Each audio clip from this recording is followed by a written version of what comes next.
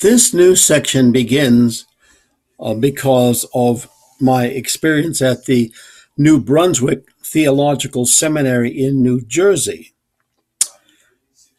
It was at this seminary that I had a particular professor who I would sometimes talk to on a more personal level than just the theological study level, which we all did.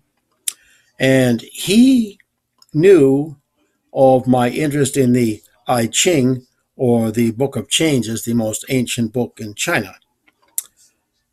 Most seminary professors, of course, would not talk about it or even want to talk about it because it has nothing to do with the kinds of teachings that they teach there. It's an Eastern book with its own way of thinking and so on. But because of that interest of mine, he found a book and suggested that I get it without telling me why he thought I should get it. He just said, I think you would be very interested in this.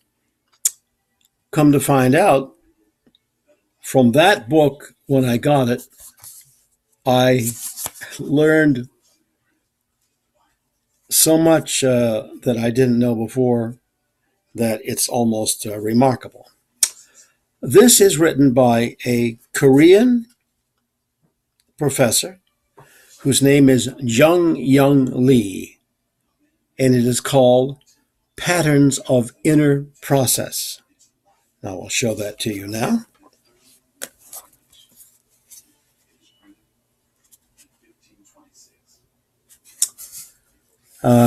This guy has been a professor of religion and humanities at different universities in the United States.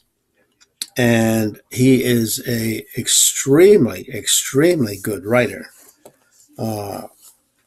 And the actual content of this book is what caused this professor to give it to me. This is called A Rediscovery of Jesus' Teachings in the I Ching and the Writings of Preston Harold.